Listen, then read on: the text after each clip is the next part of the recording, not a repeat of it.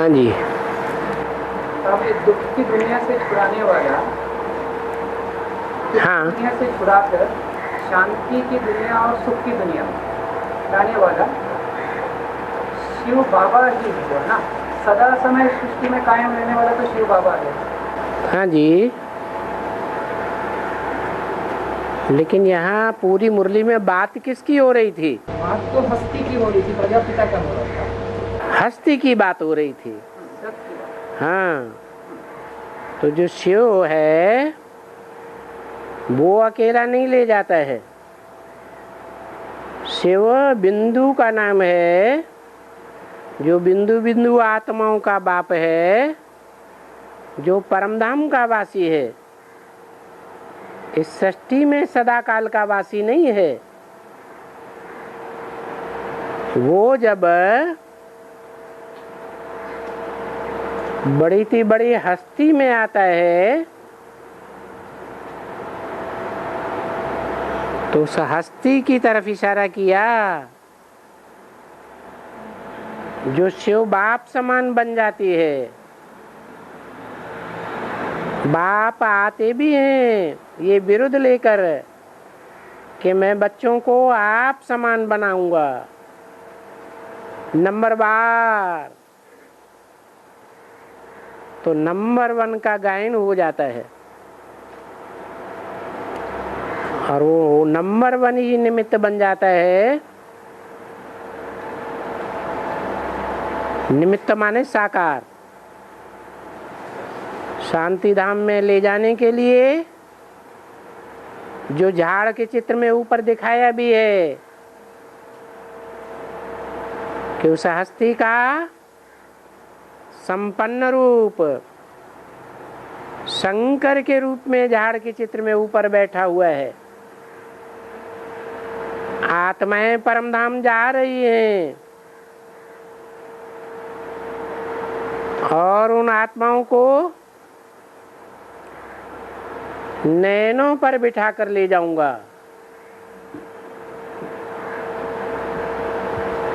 ये महावाक्य किसके हैं?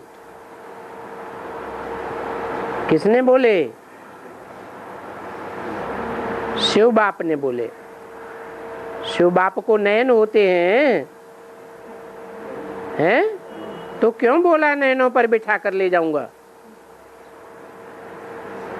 जिस हस्ती में आते हैं उसके नयन होते हैं और जब सारी सृष्टि पर विनाश बरपा होता है तो कमजोर से कमजोर आत्माओं को भी नीची स्टेज से ऊंची स्टेज में ले जाते हैं।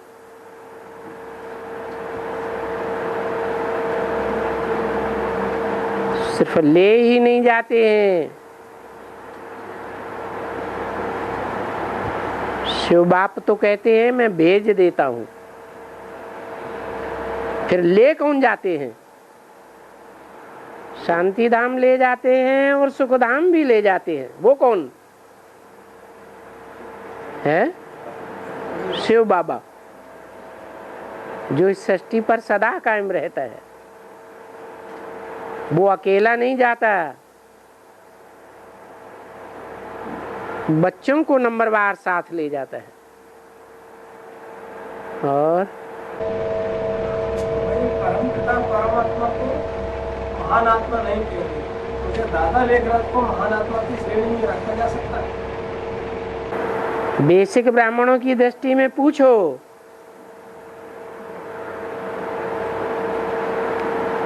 क्रिश्चियंस की दृष्टि में पूछो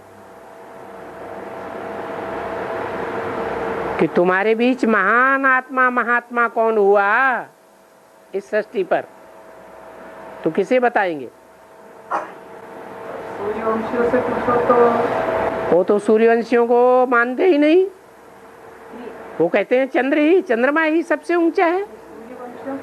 चंद्रमा में वो निराकार सूर्य आता है, वो ही सबसे ऊंचे हैं। ज्ञान चंद्रमा ब्रह्मा से ऊंचा दुनिया में कोई होता ही नहीं, वो ही गीता का भगवान है। तो उनकी दृष्टि में महात्मा कौन है? उनकी की दृष्टि में तो महात्मा ब्रह्मा बाबा, तो एक बड़ी जेंट्री हो गई ना। सूर्यवंशियों के बीच में, ओ, सूर्यवंशियों को वो मानते ही नहीं ना। हमारी बात कर रहे हैं। तो आप अपनी बात अपने लोगों अपनी जेंट्री में पूछो। हाँ, तो महात्मा, आप अपनी जेंट्री में पूछेंगे तो कहेंगे कि सूर्य ही बड़ी हस्ती है। हाँ, तो महात्मा, जो गीता में लिखा हुआ है, मैंने ये ज्ञान आकर सबसे पहले किसको दिया? सूर्य को दिया।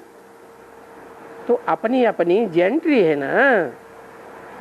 क्रिश्चियंस की अपनी है, मुसलमानों की अपनी है, सिखों की अपनी है। सिख अपनी जेंट्री में किसको महान बतावेंगे? महान ते महान है? क्राइस्ट को बतावेंगे? नहीं, गुरु नानक को ही बतावेंगे। और ब्रह्मा शंकर जो बैठे चित्र में जो बैठे दिखाते हैं और विष्णु को खड़े दिखाते हैं, हाँ, ये क्यों ऐसे? क्योंकि ब्रह्मा पुरुषार्थ करते हैं, विष्णु भी पुरुषार्थ करते हैं। जो ये पुरुषार्थ करने वाले तीनों हैं, पुरुषार्थ करके संपन्न बने ना। तो जो पुरुषार्थ करके संपन्न बना, वो विष्णु को खड़ा हुआ दिखाते हैं। इसलिए कि ब्रह्मा और शंकर पुरुष तन है या स्त्री चोला है? क्या है? पुरुष चोला है ना। और पुरुष चोला अपनी दुर्योधन दुशासन वृत्ति से हार जाता है पुरुषार्थ करने में, या जीत जाता है अकेले? हार जाता है। इसलिए बैठ जाओ भैया।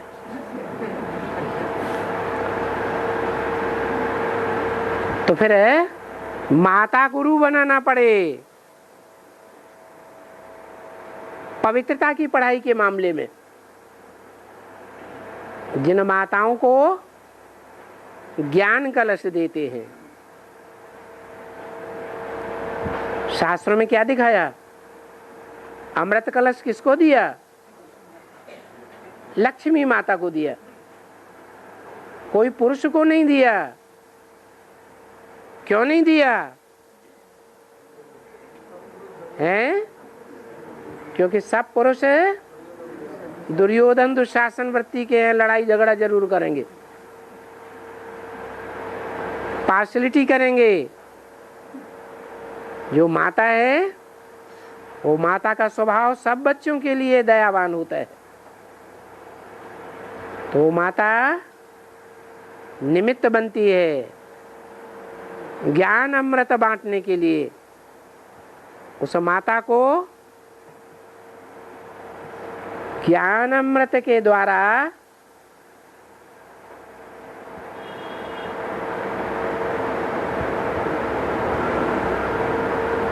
पवित्रता का वातावरण बिखेरने के निमित्त बनाया जाता है। पुरुषों की दृष्टि वो ज्ञान अमृत बांटते समय देवान में आ जाती है, और माता की दृष्टि, जो माता अपन को शिव की शक्ति समझेगी, तो सब आत्माओं को क्या समझेगी? किस रूप में देखेगी? है भाई की शिव है, और वो शिव की शक्ति है। तो बाबा कहते हैं तुम सब पार्वतियां हो, सारे संसार को पार लगाने वाली हो। तो बच्चे की दृष्टि रहती है। माता की दृष्टि बच्चे के प्रति कभी विकार में जाएगी क्या? जा सकती है? नहीं जा सकती। और पुरुषों की हैं, पुरुषों की तो जाती है। गालियां भी ऐसे ही देते हैं, बहन, बेटी, मादर, गालियां देते हैं ना। तो प्रैक्टिकल देते हैं या कोई हवा की बातें हैं? हैं? प्रैक्टिकल बातें हैं। तो विष्णु खड़ा है पुरुषार्थ में, क्योंकि विष्णु कोई अकेला नहीं है, प्रवृत्ति मार्ग वाला है तो स्त्री चोला। लेकिन उस वैष्णवी शक्ति को ज्ञान किससे मिलता है? नारायणी को, लक्ष्मी को ज्ञान किससे मिलता है? नारायण से ही मिलता है। और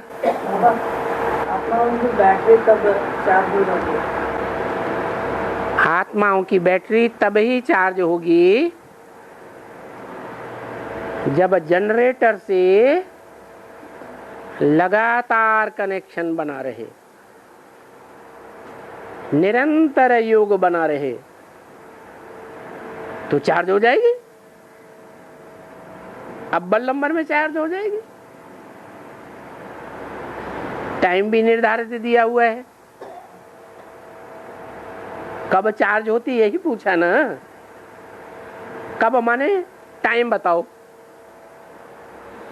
तो बताया तुम बच्चों को तमो प्रधान से सतो प्रधान बनने में 40 से 50 वर्ष लगते हैं।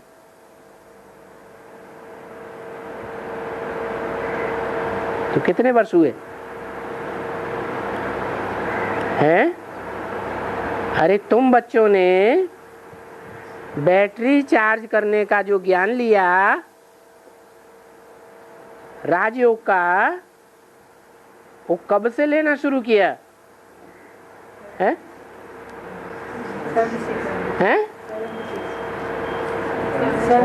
76 से लिया। जब बाप आया, बाप के रूप में प्रत्यक्ष हुआ, तब ही से ज्ञान लेना शुरू किया। तो 76 में ये 40 वर्ष जोड़ दें,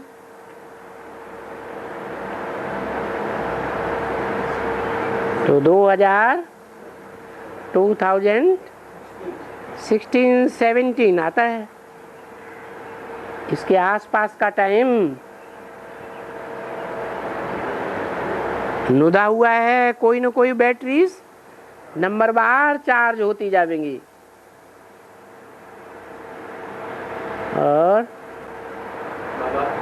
सावल साल की हुंडी बनती है, सावल सालों की हुंडी। हाँ, सांवला माने क्या? सांवला माने क्या? सांवला माने काला। यह काला शाह कौन है?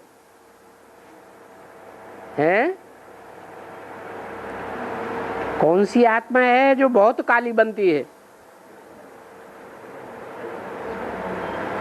एक पार्टधारी है, एक ही है जो सबसे जास्ती काला बनता है और सबसे जास्ती गोरा भी बनता है। तो जो सबसे जास्ती काली बनने वाली तमो प्रधान आत्मा है, उसी की तरफ इशारा किया सांवल शाह। और वो हुंडी कोई स्थूल पैसों की नहीं है, धन संपत्ति की नहीं है, ये ज्ञान रत्नों की हुंडी है जो गाई गई है, सांवल शाह की हुंडी। और आप उनका खजाना ये बताएं। कौरों का खजाना, हाँ वही है जिसे कुबेर का खजाना अपने भारत में कहते हैं। भरपूर है।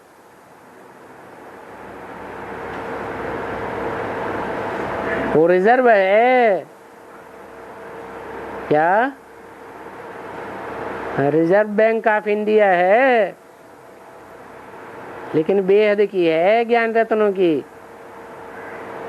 और अभी जो चुनाव हुआ है, चुनाव इलेक्शन, हाँ हाँ इसमें जो कांग्रेस का नाम निशान नहीं है, हाँ अभी जो बीजेपी भारतीय जनता पार्टी आ गया वस्तु में, हाँ अभी उनका जो प्रधानमंत्री नियुक्त प्रधानमंत्री नरेंद्र मोदी जी, उन्होंने भी कहा है अखंड राज्यों को लाऊंगा, हाँ। तब इसका जो बेहद का शूटिंग कर सकता है। अच्छा, आपको उसकी बायोग्राफी का पता नहीं है कि वो चाय बेचने वाला एक लड़का था, नहीं समझा? अरे समझा कि नहीं समझा है? हाँ, और वो गुजराती है, वो हद का गुजराती। और ज्ञान मार्ग की दुनिया में कोई बेहद का गुजराती, वो भी पहले चाय बेचने वाला बच्चा था। क्या गंगा जी के किनारे ले लड्डू ले पेड़ा ऐसे बेचने वाला था। तो क्या गलत बात है? अरे आपके सवाल का जवाब है या नहीं है? हैं? हैं? बैगर हुआ ना, बाबा है जो फुल बैगर को आकर के क्या बनाता है? फुल प्रिंस बनाता है। और ये जो वो हद का गुजराती है, और ये नरेंद्र मोदी बेहद का गुजराती है, जिसके अज्ञान की रात गुजर गई। उसका नाम नरेंद्र मोदी। नर मनुष्य को कहा जाता है, इंद्र राजा को कहा जाता है। जो मनुष्यों का राजा है, मनुष्य 500-700 करोड़ हैं, उन 500-700 करोड़ मनुष्यों का राजा विश्वपति होगा ना। वो बेहद में विश्वपति है, जिसके लिए गाते हैं हर हर महादेव शंभो काशी विश्वनाथ गंगे। और वाराणसी से इलेक्शन जीतता है। वाराणसी काशी नगरी है। क्या? कौन सी नगरी को ऊंचा उठाने के लिए? वाराणसी, जहां वरुणा नदी और गंगा नदी 80 माने तलवार का रूप धारण करती है। और हाँ जी, एक मिनट है। कीचक किसको कहते हैं? कीचक कहा जाता है मुरली की भाषा में गंदे ब्रूट्स मनुष्यों को, जो ब्रह्मा कुमारियों के पीछे पड़ते हैं, उनको गंदा बनाने के लिए उनको कीचक कहा जाता है। कीचड़ में जिंदगी जीने वाले।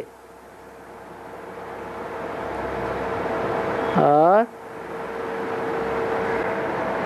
बाबा ने मुरली में एक बात कही थी, बाबा ने कोई ना कोई होगा अनुसृष्टि के जो 84 लाख योनियों का हिसाब रखे।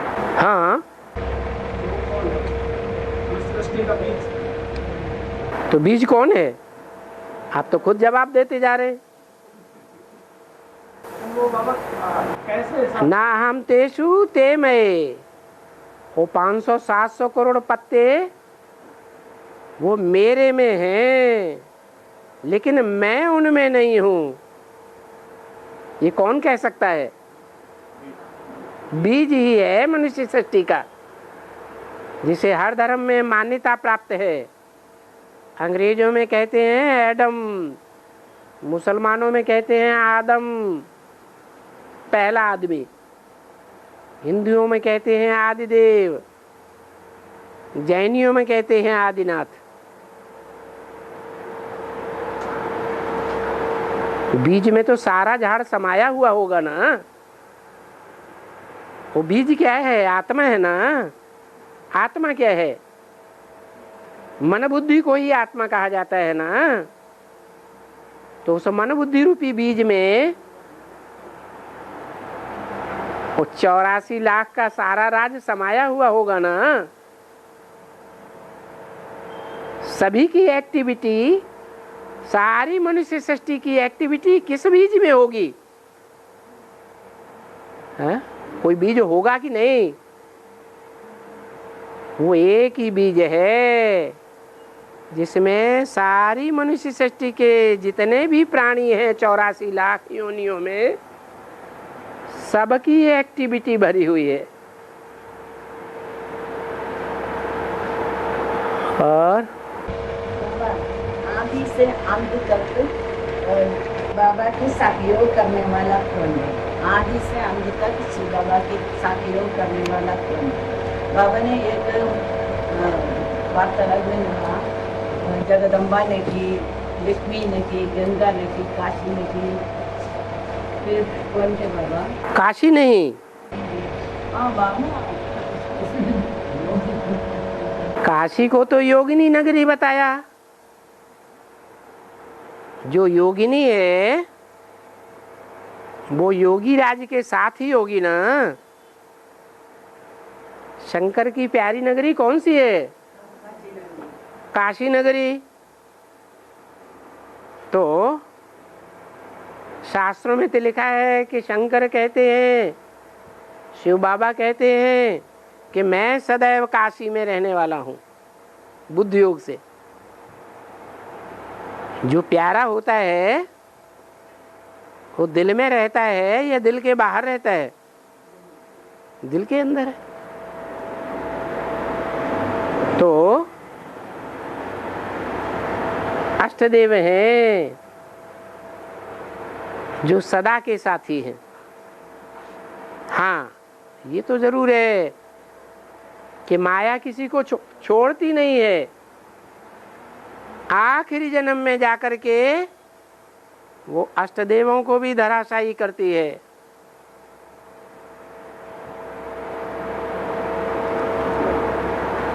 और सारी दुनिया एक तरफ और एक आत्मा दूसरी तरफ रह जाती है। यज्ञ के आदि में भी ऐसा हुआ था। सिंध हैदराबाद में जब झगड़ा शुरू हुआ विकारों की बात को लेकर के, तो ब्रह्मा बाबा छटक के कानपुर कराची में चले गए। उनको फॉलो करने वाले ब्राह्मण भी 9-2-11 हो गए। धीरे धीरे सब छोड़ के चले गए।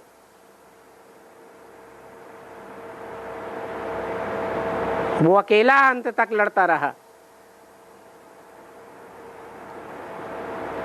इसलिए मुरली में बोला है कि आदि में तो सारी दुनिया एक तरफ और एक आत्मा दूसरी तरफ थी।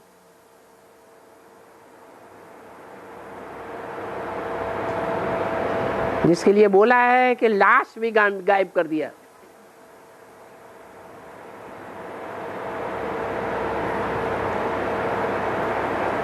और गणेश प्रथम पूजनीय कैसे? गणेश प्रथम पूजनीय कैसे है? गणेश है? गणेश प्रथम पूजनीय कैसे है? हाँ, ब्राह्मणों की दुनिया में भी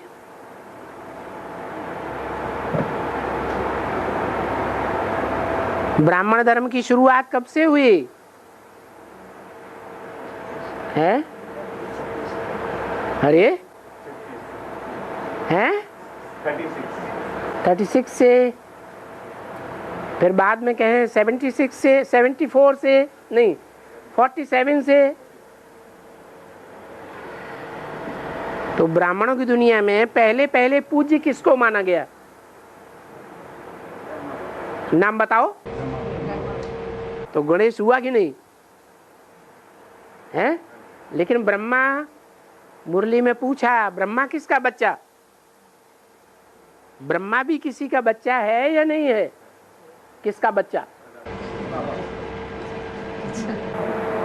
प्रजापिता का बच्चा। शिव बाबा को पतित कहेंगे कि पावन कहेंगे? हैं? शिव बाबा तो पावन है और प्रजापिता पतित है। तो पतित का बच्चा भी ब्रह्मा, वो भी पतित। संपूर्ण पुरुषार्थ बनता है तब ब्रह्मा शिव विष्णु बनता है।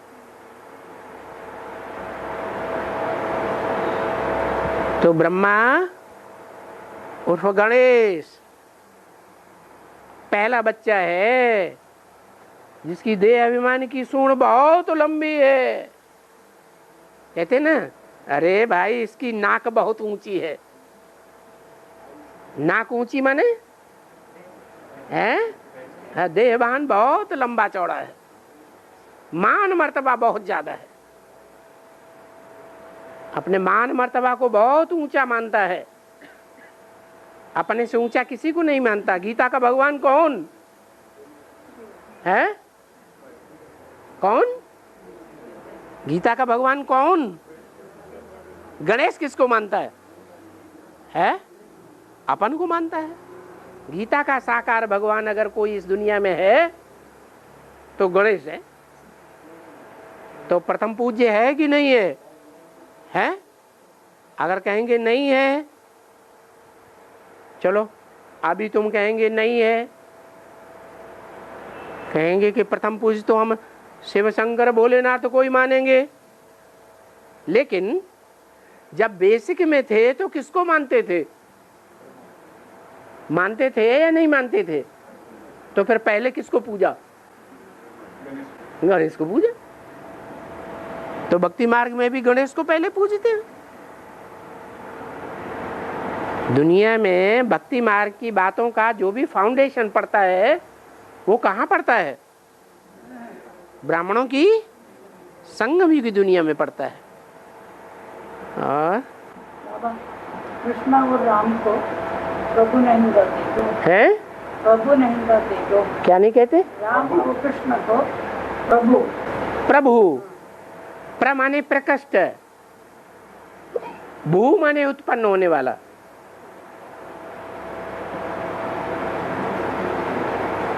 क्या वो प्रकष्ट रूप से उत्पन्न होते हैं? रामकृष्ण माता के गर्भ से जन्म नहीं लिया भक्ति मार्ग में? लिया या नहीं लिया? लिया। तो प्रभु कहाँ हुए? और प्रभु तो वो है जो निराकार है और माँ के गर्भ से जन्म नहीं लेता है, प्रकष्ट रूप में भूते जन्म लेता है।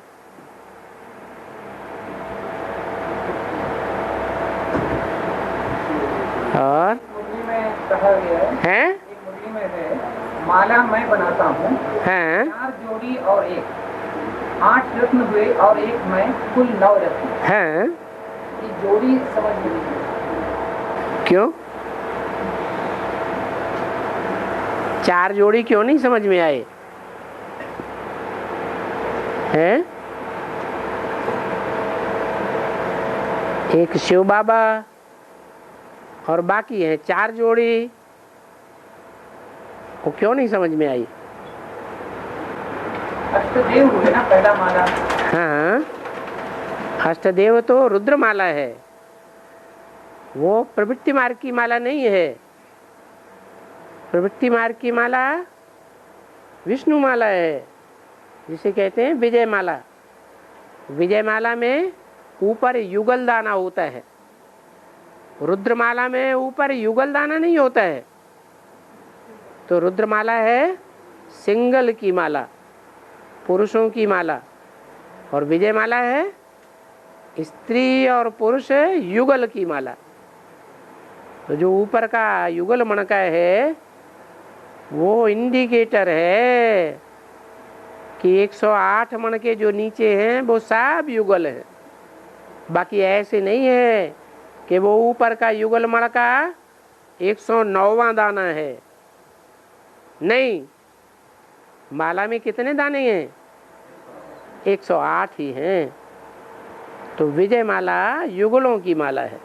उनमें से 4 युगल बताए, 4 रुद्रमाला के और 4 चंद्रवंशियों के। और ब्रह्मा की संकल्पों से सृष्टि रची है, ब्रह्मा की संकल्पों से सृष्टि संकल्पों से सृष्टि रची। ब्रह्मा जगदम्बा को या ब्रह्मा को? ब्रह्मा के संकल्पों से सृष्टि रची। संकल्प से सृष्टि रचने के लिए संकल्पों में सच्चाई होनी चाहिए या नहीं होनी चाहिए? हैं? सच्चाई होनी चाहिए, सत्य संकल्प होने चाहिए। तो जो सत्य संकल्प होंगे वो ज्ञानी तू आत्मा के होंगे या अज्ञानी तू आत्मा के होंगे? हैं? ज्ञानी तू आत्मा के होंगे। जो ज्ञानी तू आत्मा होती है उससे गलती हो सकती है। और महाकाली से गलती हुई या नहीं? जगदम्बा से हैं? गलती हुई तो जीभ बाहर निकाल, है दैया क्या हुआ। और बाबा गंगा को पतित पावनी करती है, दूसरी तरफ बोलते हैं राम तेरी गंगा मैली हो गई। तो कलयुग में ना जब मैली हो जाए तभी तो राम के पास जाकर के सुच्ची बने। राम से दूर हो गई तो मैली हो गई। यही बात मुरली में बाबा ने बोली है। नदियां अगर सागर से संबंध है नदियों का तो नदी पतित पावनी है। अगर नदी का संबंध सागर से नहीं है तो नदी पतित पावनी नहीं है, नाला है। तो गंगा भी कभी नाला बनी होगी ना? हाँ बनी। कलयुग के अंत में गंगा भी नाला बन जाती है, उसके पानी में भी कीड़े पड़ने लगते हैं। और बाबा तमो प्रधान से सतो प्रधान बनने के लिए 40 से 50 साल चाहिए, लेकिन जिन आत्माओं को उतना समय नहीं मिल पाता है इस शरीर से, तो फिर बाबा वो सतो प्रधान कैसे बनेंगे जो ज्ञान में बाद में आए? कितने बनते हैं तमो प्रधान से सतो प्रधान? है तो 8 बनते, वैसे तो कितने बनते हैं? 8 बनते हैं, लेकिन अरे जब सतयुग में जाएंगे शरीर से तो कितने जाएंगे? 4.5 लाख। यथा राजा तथा प्रजा सब आत्मा और शरीर पावन बनेंगे या नहीं बनेंगे? बनेंगे। तो जो 4.5 लाख तमो प्रधान से सतो प्रधान बनेंगे वो यज्ञ के आदि में होंगे या नहीं होंगे?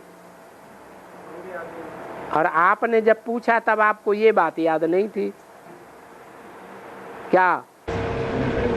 है? हाँ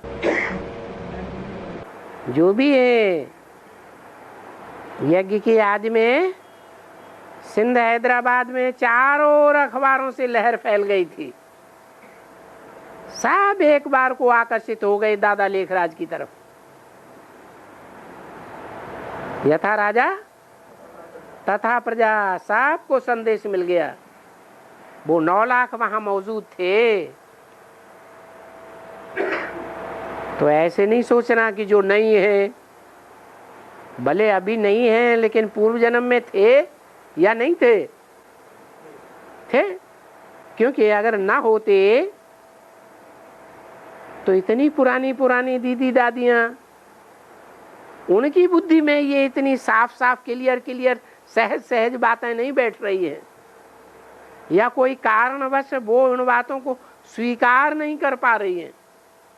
और आपने आपने स्वीकार कर लिया इसे। इसे साबित होता है कि आप ब्राह्मण आत्माओं के अंदर पूर्व जन्म के ब्राह्मणत्व के संस्कार हैं, इसलिए ये दोबारा जन्म लेकर के आपने वो सारी बातें सहज ही स्वीकार कर ली, क्योंकि आप पूर्व जन्म से अपने ब्राह्मणत्व के संस्कार लेकर के आए थे। और मामा 4.5 लाख को इकट्ठा करेंगे क्या? 4.5 लाख को बाबा ने इकट्ठा करेंगे क्या? के पाएंगे। इकट्ठा करेंगे कि कर रहे हैं? हाँ, तो सन्मुख में 4.5 एक हॉल में और नहीं होंगे। 4.5 लाख आत्माएं एक साथ इकट्ठी नहीं होंगी हैं? अगर नहीं होंगी तो बाबा ने ये कहा, क्यों कहा कि तुम बच्चे परम धाम को इस सृष्टि पर उतार लेंगे। इस सृष्टि पर उतार लेंगे का मतलब ये है कि जो भी आत्मिक स्थिति में स्थित होने वाले हैं, 100% आत्मिक स्थिति में स्थिर होने वाले 4.5 लाख हैं, और वो एक स्थान पर संगठित होकर के एक परिवार के बानिंद रहेंगे। अभी नहीं रहते हैं, लेकिन रहेंगे या नहीं रहेंगे? रहेंगे, तब कहा जाएगा परमधाम वासी साकार सृष्टि में। और बाबा जब ये इकट्ठा होंगे तो बाकी लोगों का तो विनाश होगा, और वो विनाश जरूरी है कहते हैं, लेकिन वो सूक्ष्म शरीर में तो यही इसी दुनिया में होंगे ना। कौन? तो बाकी लोग।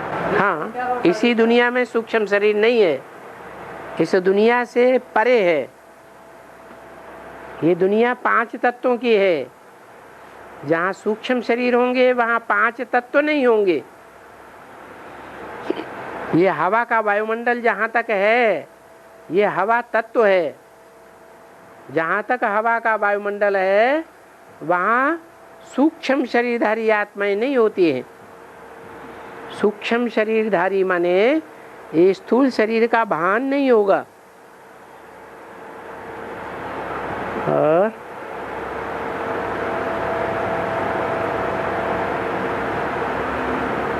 उनको फरिश्ते कहते हैं, जिनका फर्श की दुनिया वालों से कोई रिश्ता नहीं, कोई से लगाव झुकाव नहीं। तो बाबा उनका काम का हिसाब किताब कैसे चुकती होगी? किसका? जो बाकी जो विनाश हुए हैं 4.5 लाख के बाद, हाँ, उनका काम का हिसाब किताब धर्मराज कैसे देखते हैं? जब बड़े बड़े भूकंप आएंगे, बड़ी बड़ी बिल्डिंगें मल्टी स्टोरीज जिनमें दुनिया की ज़्यादा से ज़्यादा आबादी रही पड़ी है, वो बिल्डिंगें ताश के पत्तों की तरह गिरेंगी तो किसी की टांग दब जाएगी, किसी की बाह दब जाएगी, किसी का गला दब जाएगा, कोई बचाने वाला नहीं होगा। दिनों दिनों चिल्लाते रहेंगे, सजाएं नहीं मिलेंगी हैं? वही सजा। वो तो साकार लोगों के हुआ ना बाबा। हाँ, साकार सृष्टि में साकार शरीर धारण करा के सजा दूंगा, ये मुरली में बोला है। ऐसे नहीं समझना कि सूक्ष्म में सजाएं भोग करके खलास कर देंगे। सूक्ष्म वाले ये शरीर में प्रवेश करेंगे, चाहे वो ब्रह्मा जैसी आत्माएं ही क्यों न हो, सतयुग में जन्म लेने वाली होंगी।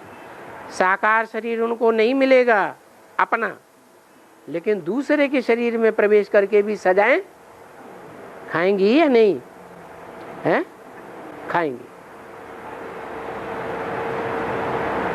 और बचपन के दिनों में हैं? बचपन के दिनों में जो दिनों को कभी नहीं भूलना चाहिए। हाँ, इसका अर्थ क्या है? इसका अर्थ ये है कि जब आप ब्रह्मा कुमारियों में चले थे कि नहीं? नहीं हैं? चले हैं। तो जब ब्रह्मा कुमारी आश्रम में आए थे तो बेसिक ज्ञान में आने के समय शुरुआत में आपको खुशी थी? खुशी थी तो बचपन की खुशी थी। फिर आप वो बचपन जो है वो बड़ा हो गया, आप समझदार हो गए बेसिक ज्ञान लेते लेते, और जब समझदार हुए तो वहाँ खामियां नजर आने लगी, आप बड़े हो गए तो संसार की कमियां कमजोरियां देखने लगे, आप बड़े हो गए। इसलिए बोला कि जो बचपन है वो बचपन के दिन भुलाने। ऐसे ही एडवांस में आए, जब एडवांस में आए थे तो कापारी खुशी चढ़ी थी या नहीं है? चढ़ी थी। वो आपका बचपन था। दुनिया में भी बचपन ज्यादा सुहावना होता है या जवानी और बुढ़ापा ज्यादा सुहावना होता है? बचपन ज्यादा सुहावना होता है। तो यहाँ भी ऐसे ही है, बचपन में बाप बच्चों को उंगली पकड़ के चलना सिखाते हैं। बच्चे अपनी ताकत से नहीं चलते हैं। कौन चलाता है? बाप चलाते हैं। जब बच्चे बड़े हो जाते हैं, अपने पैरों चलने काबिल हो जाते हैं, तो उंगली छोड़ते हैं, अपने आप चलो, आगे आगे भागो, पीछे पीछे मैं आता हूँ।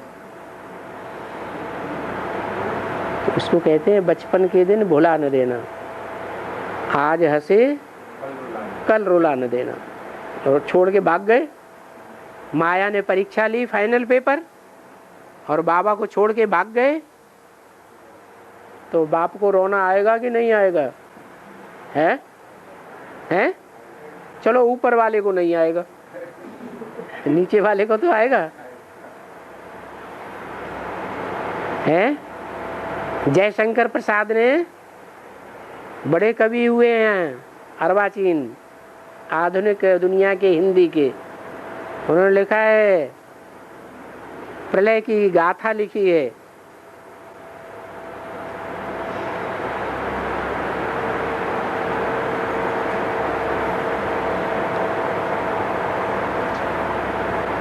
कि जलमयी हो रही थी संसार में, एक पुरुष रह गया,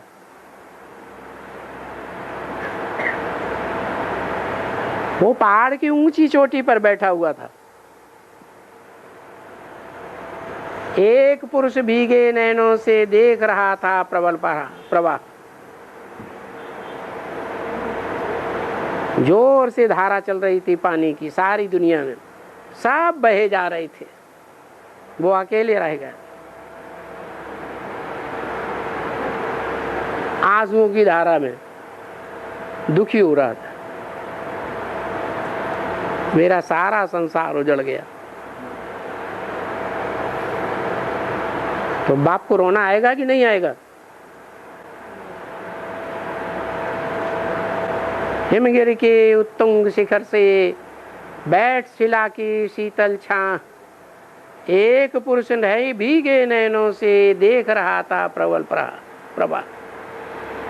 तो जलमयी का प्रवाह देख रहा था भीगे नैनों से, तो रो रहा था ना। है? देखो, कवियों का हृदय शुद्ध होता है, तो शुद्ध ऐसे शुद्ध भाषा, शुद्ध गीत निकलता है ना। सच्ची बात निकलती है या झूठी बात है? तो 5000 वर्ष पहले की बात उनकी बुद्धि में कैसे आ गई? आ गई कि नहीं आ गई? आ गई। और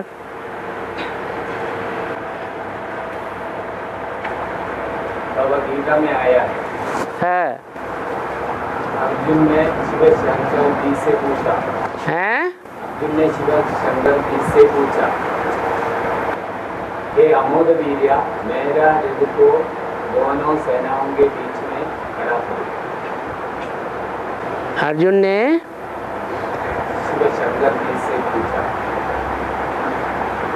अर्जुन के सामने भगवान थे। हाँ, तो भगवान से क्या पूछा? मेरा युद्ध को मेरा मेरे रथ को दोनों सेनाओं के बीच में हाँ रोक दो। तो रख दिया। कौरव सेना भी थी और पांडव सेना भी थी। वो शरीर रूपी रथ दोनों सेनाओं के बीच में ज्ञान सुना रहा था। उस रथ में बैठ करके भगवान कि सिर्फ पांडवों को सुना रहा था है। अभी प्रैक्टिकल में जब भगवान आया हुआ है, कोई रथ का आधार ले रहा है, तो दोनों ही सेनाएं ज्ञान की वाणी को सुन रही हैं, समझ रही हैं, या सिर्फ एक ही सुन रही है? एक ही सुन रही है। एक सन्मुख में सुन रही है और बाकी दूसरी दूर दराज रह करके भी वो वाणी को सुन रहे हैं, गीता ज्ञान सुन रहे हैं। दोनों सेनाओं के बीच में गीता ज्ञान सुनाया।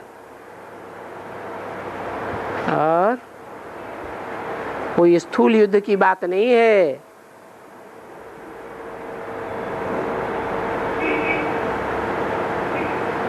ये तो मायावी युद्ध है, मायावी युद्ध की बात है। काम क्रोध लोभ मोह अहंकार को जीतने की बात है।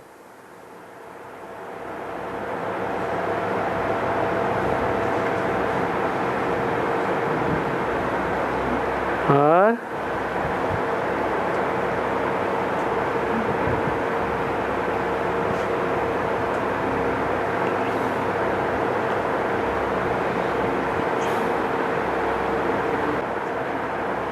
गुलेबा कावली ऐसे कुछ कथा सुनाते हैं। गुलेबा कावली, गुलेबा कावली, गुल बकावली। हाँ, क्या कथा सुनी? कभी कभी आया है उसका। कहते हैं कि बहिष्ठ से गुल बकावली का फूल ले आओ तो तुम्हारे बाप की आंखें जो अंधी हो गई हैं वो सोझरा हो जाएगा। क्या? तो गुल बकावली कौन हुआ? वो अंधा बाप कौन हुआ? मुसलमानों में ऐसी कहानी चलती है और हिंदुओं में कहानी चलती है श्रवण कुमार की। क्या? कि श्रवण कुमार के माता पिता अंधे थे। उन अंधे माता पिता को तीर्थ यात्रा कराई अपने कंधों पर डाल करके। तो कौन हुआ श्रवण कुमार? श्रवण माने जिसकी कीर्ति सुनने में बहुत ज्यादा आती है शास्त्रों में। श्रवण माने सुनना। और उसके अंधे माँ बाप कौन है?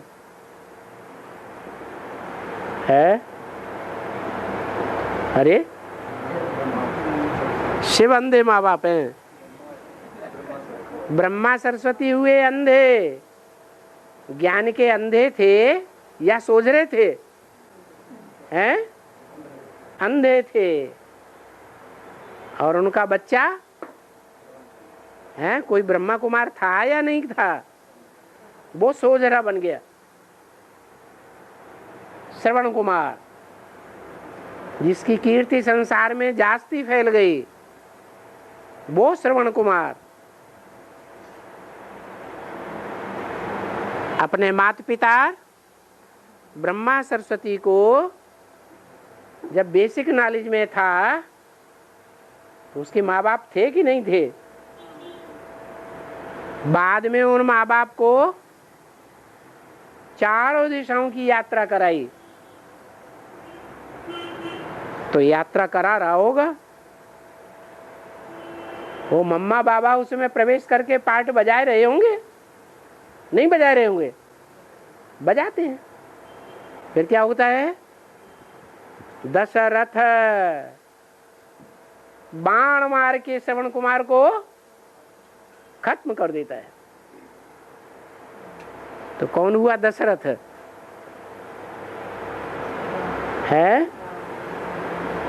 अरे 10 सिर किसको दिखाए जाते हैं? रावण के ही 10 सिर हैं, वो दशरथ है। यज्ञ में राम की आत्मा जब आती है ब्रह्मा बाबा के शरीर छोड़ने के टाइम पर, तो उस समय वो 10 धर्म के 10 आधार मूर्त आत्माएं, जिनमें 8-9 नारायण होते हैं, वो यज्ञ में आ चुके थे या नहीं आ चुके थे? आ चुके थे। जो सतयुग में नारायण का पार्ट बजाते हैं, सतो प्रधान पार्ट बजाते हैं या तमो प्रधान पार्ट बजाते हैं? सतो प्रधान पार्ट बजाते हैं। वो कभी ना तमो प्रधान बनते होंगे कि नहीं बनते होंगे? वो कलयुग के अंत में जाकर के तमो प्रधान बन जाते हैं और सब मिलकर के रावण के 10 सिर बन जाते। वही 10 सिर वाला दशानन, वो माया रूपी रावण संगठित होकर के श्रवण कुमार को मौत के घाट उतार देता है। वही बुगुल बकावली के खेल में बताया गया। गुल है, गुल माने फूल, गुले गुलजार होता है। वो फूल कहते हैं स्वर्ग में था। स्वर्ग में जाकर के उस फूल को लेकर के आओ।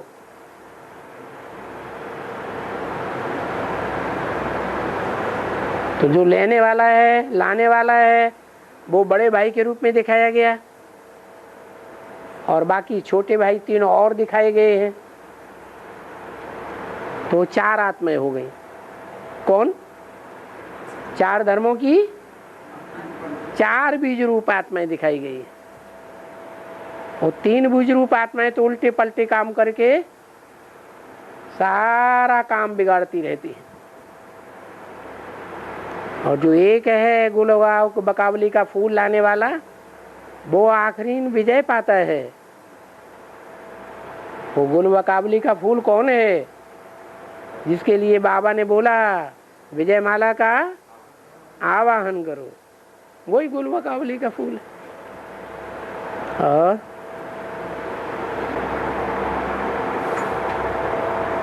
जो मोर का कहा गया है, मोर की पवित्रता का, पवित्र सृष्टि का आंखों से होता है, तो मैं ऐसी किसी को ज्ञान दे रहा था, तो उसके बाद वो लोग जब इंटरनेट में जाके देखे तो आज के वैज्ञानिक पठन के हिसाब से वो टैली नहीं हो रहा है।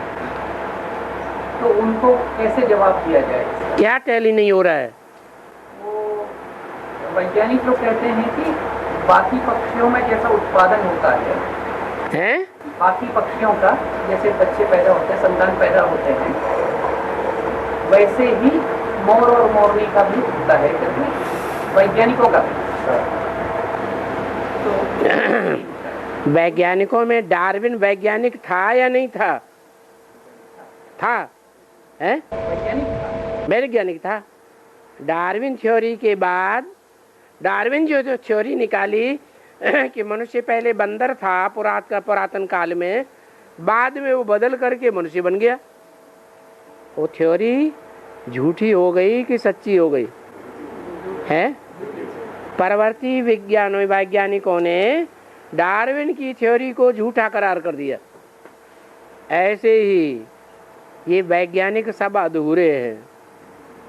क्या आपने कोई थ्योरी ऐसी देखी हो, परखी हो, जंगल में जाकर के मोरों का पीछा करके, कि वो मोर मनुष्य के मुआफिक भ्रष्ट इंद्रियों से संतान पैदा नहीं करते हैं या करते हैं? तो आप बताइए,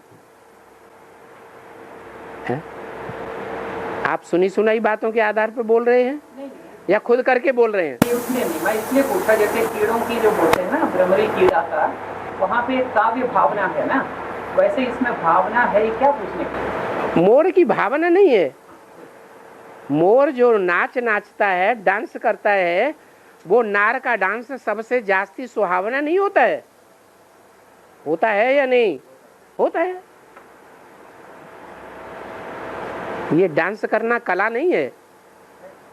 जैसे भ्रमरी गीत गाती है, वो गीत गाना भी गायन कला है, ऐसे ही डांस करना भी एक कला है, जिसके लिए मोर प्रसिद्ध है।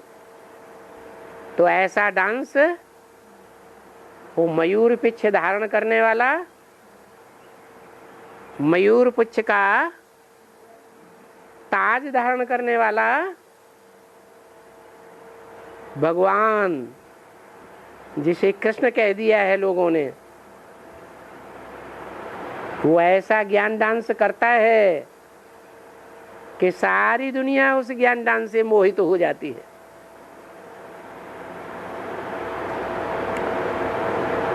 वो ज्ञान डांस से ही पैदाइश करता है सृष्टि, नई सृष्टि की, कि भ्रष्ट इंद्रियों से पैदाइश करता है, ज्ञान से ही, ज्ञान दान से ही नई सृष्टि की पैदाइश होती है। इसलिए गीता में कहा है, पर्जन्यात अन्न संभव, अन्नात् भवनि भवति भूतानि। पर्जन्य कहते हैं बरसात को। ज्ञान की बरसात होती है तो ज्ञान की बरसात से अन्न, अन्न माने अनाज, जो आत्मा का अनाज है, ताकत, वो पैदा होती है। योग, योग माने खुराक, आत्मा की खुराक पैदा होती है। और अन्नात् भवति भूतानि, जो आत्मा की खुराक है योग, जितना आप योग लगाएंगे उतना ज्ञान में नई नई आत्माओं की पैदाइश हो जाएगी। क्या? अन्नात् भवति भूतानि, आप जितना अन्न उगाएंगे अर्थात योग लगाएंगे, आत्मा की खुराक पैदा करेंगे, उस आत्मा की खुराक योग से ढेर के ढेर नई आत्माएं ज्ञान में चल पड़ेंगी। क्या आप ऐसे ही किसी को ज्ञान सुना दें बाबा की याद के बगैर तो असर ही नहीं पड़ेगा, और बाबा की याद में रह करके किसी को ज्ञान सुनाएंगे तो उसके ऊपर असर पड़ेगा या नहीं पड़ेगा? है, असर हो जाएगा। असर हो जाएगा, वो आत्मा ज्ञान में निकल पड़ेगी। तो ज्ञान की बलिहारी हुई या योग की बलिहारी हुई पैदाइश के लिए? योग की बलिहारी हुई। और पार्वती काली हो जाती है, काली हो जाती है पार्वती।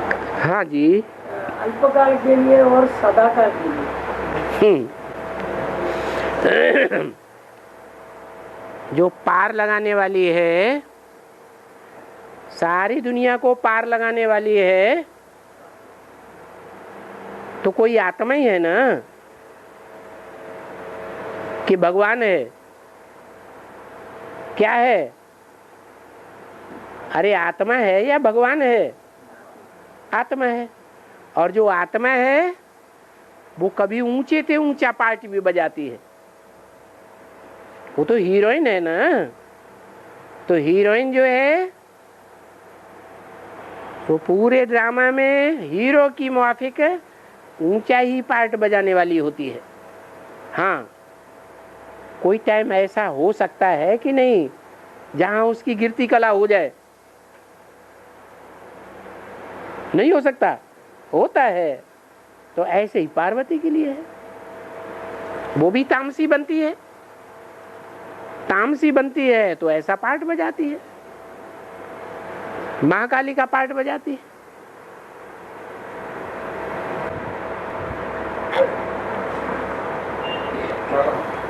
आग आगा खान 4-5 करोड़ कमाता है, लेकिन तुम बच्चे पद्मावती कमाते हो, तो ये आगा खान?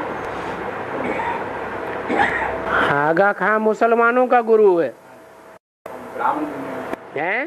ब्राह्मणों की दुनिया में उसका हाँ, उसका नाम क्या रखा? आगा खां, आग खाता है। आग क्या है? हैं? हाँ, योग की अग्नि भी आग है, लेकिन जो जितना योगी होगा वो उतना भोगी भी हो सकता है। अभी अभी योगी, अभी अभी भोगी। बाबा ने उसका नाम दिया जिन्न। तुम जिन्न हो, तुमको क्या पार्ट मिला हुआ है भगवान बाप से? चढ़ो और उतरो। क्या? अगर तुम जिन्न मुआफिक ऊंची स्टेज में चढ़ोगे नहीं और तुरंत उतरोगी नहीं तो तुम जल्दी से परमधाम वासी हो जाओगे। लेकिन अभी तो परमधाम वासी बनने का टाइम नहीं है। तो वो आगा खां जैसे मुसलमानों का गुरु है, ऐसे ही ब्राह्मणों की दुनिया में उस आगा खां ने किसी को फॉलो किया है। क्या? वो षष्ठी रूपी वृक्ष का बीज है, बाप है, जिसको आगा खां ने फॉलो किया है। वो भी आग खाता है। आग माने काम की आग भी है, तो योग की अग्नि भी है, ज्ञान की भी अग्नि कहा जाता है। तीनों प्रकार की अग्नि खाने में माहिर है। और इस्लाम धर्म का है, इस्लाम धर्म का इस्लाम धर्म का, इस्लाम धर्म का हाँ आत्मा होगा कि ये आगा खान का पाठ है। हाँ जी, हाँ जी,